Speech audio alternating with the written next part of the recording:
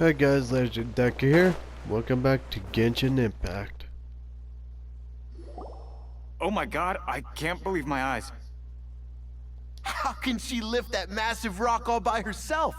She's gotta be one of those adepti, surely. Oh, mighty Adeptus, please give me your blessing so that in the coming year I may reap a more bountiful salary.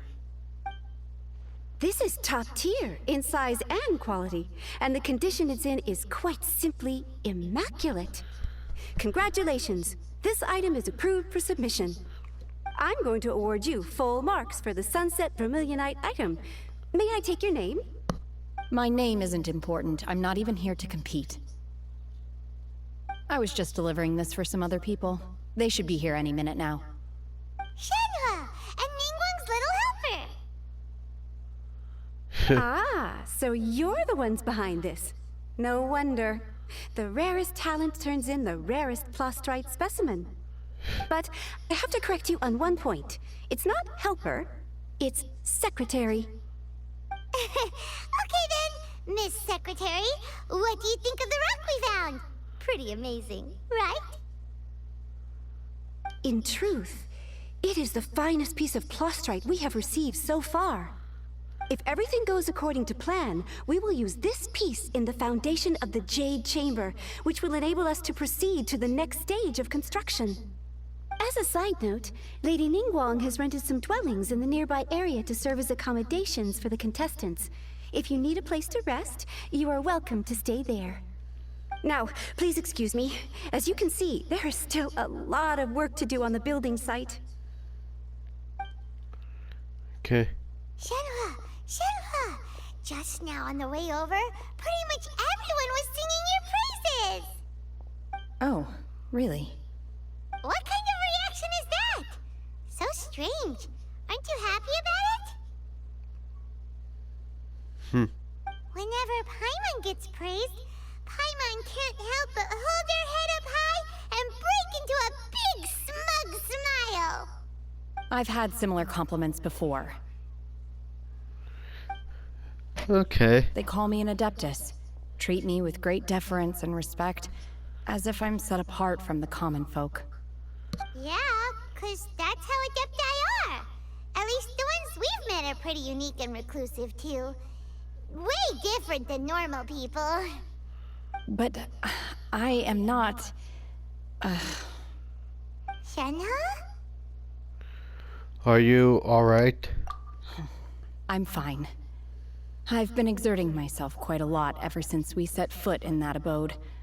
I'm just a little fatigued.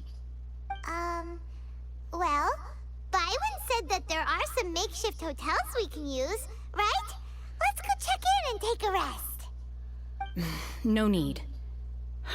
I simply need to find myself a secluded place in the wilderness to sit and meditate in silence. You can't do that. It's dangerous out in the wild on your own. When you're hungry, you go eat something tasty. And when you're tired, you go lie down in a nice, comfy bed. Alright? Seriously, don't punish yourself like this. Paimon is right. Okay. If you insist. Great! Now we're talking. Let's head to our hotel.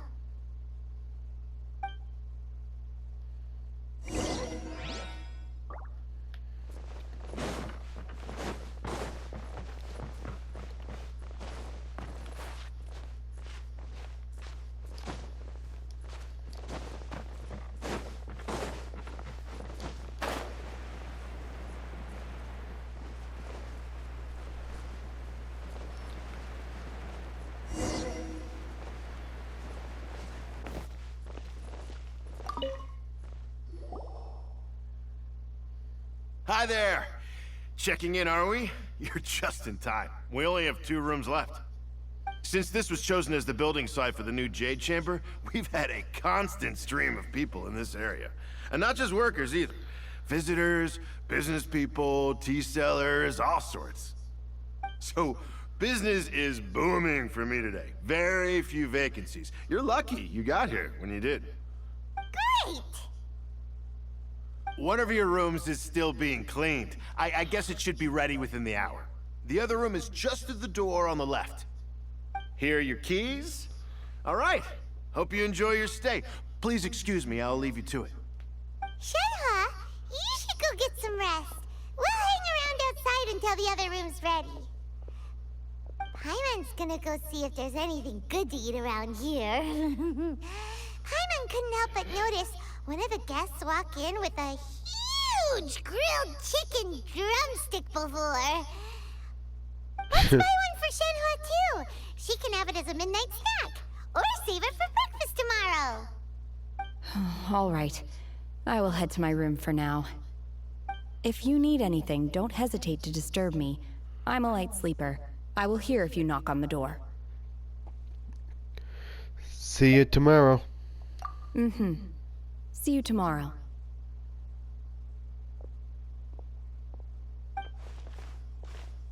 Hey! Isn't that Cloud Retainer? What's she doing here? Let's go and say hi. Okay.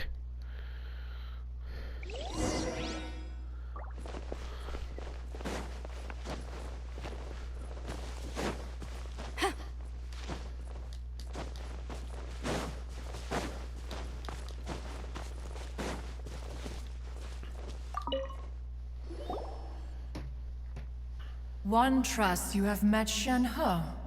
So, are you getting along quite well? Yep. So far, so good. Yeah. So, you know Shenhe too, Cloud Retainer? Naturally.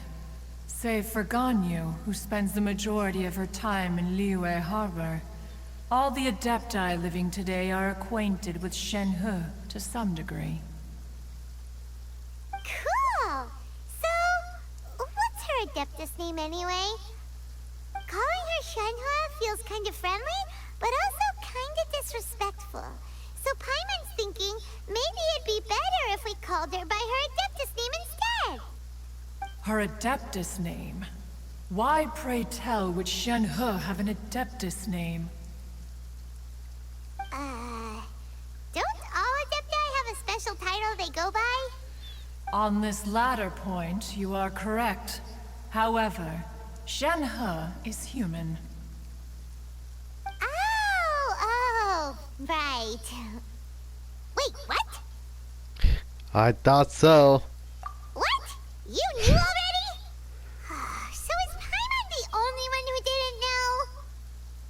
Do you mean to say that she presents differently from ordinary human beings?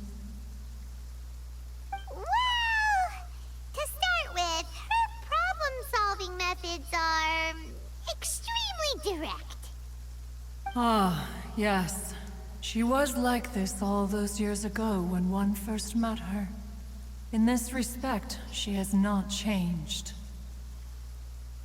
One first found Shenhe by chance in a cave. One was passing by and sensed the presence of a god's remains. Being of an ever-vigilant disposition, one entered immediately to inspect the scene. Inside was Shenhe, then aged around 6 years old. In her hand, she held a dagger with which she was confronting a monster that was the god's remains incarnate. That sounds so dangerous. When one arrived, she had already been locked in confrontation with this monster for several days. Most mortal children are fragile, both physically and mentally, and are highly reliant on their parents for survival, but not so her. That she was able to endure such terrible danger was due not only to her strong willpower, but also to the bloodlust and homicidal instinct with which she was born. One dealt with the monster, yet she still refused to lower her guard. She even pointed her dagger in one's direction and remained ready to strike. Only after she was satisfied that one had no intention to cause her harm did she finally relent. She then passed out without uttering a single word. In other words, if you hadn't passed by that day, Shenhe might have... Not necessarily.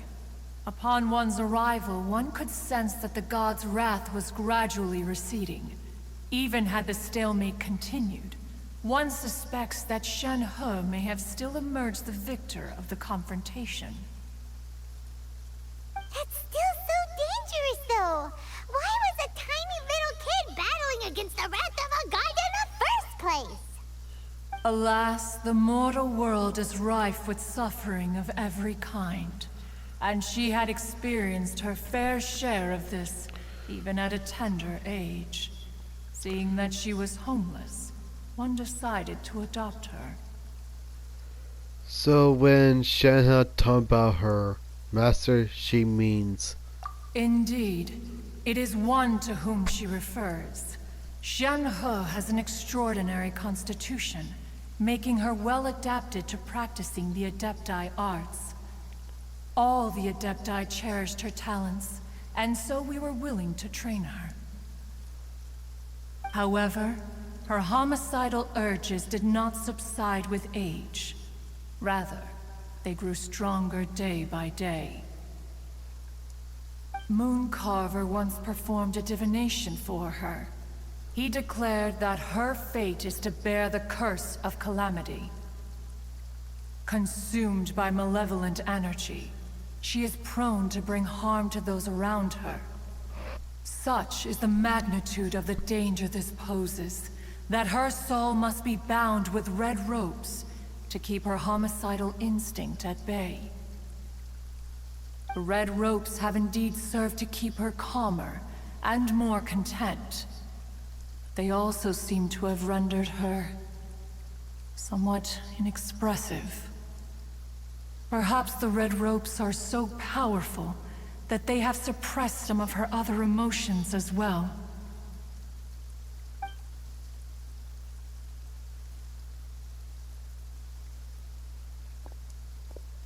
It is only by fate that people's paths may cross. Now that Shen He's path has crossed with yours, please be sure to treasure the gift that fate has given you, and take good care of her. Oh, now Paimon gets it. You came out here to check up on Shenhe because you were worried about her, didn't you? Huh. You dare draw such a facile conclusion on the nature of one's present excursion? Incorrect. The truth is that while Liyue Harbor may seem peaceful today, danger is always lurking in the shadows. Of course. Ningguang once made a bold assertion that this is to be the era of the contract between Liyue and the humans. Well, one is most curious to observe how she will respond to the coming storm. If she handles it admirably, one is willing to be a witness to her achievements. But if she does not, the Adepti shall not hesitate to seize control. Let us conclude our conversation here for today. One has occupied enough of your time, and night is approaching. Be sure to get ample rest. Right. See ya. So, Shenhe isn't an Adeptus after all. She just grew up around the Adepti. I'll see that. Oh, no wonder she doesn't like being treated as an Adeptus. Having everyone falling over themselves to show their respect all the time must be kind of hard to deal with. Alright, so. Well, if you enjoyed this video, hit the like and subscribe.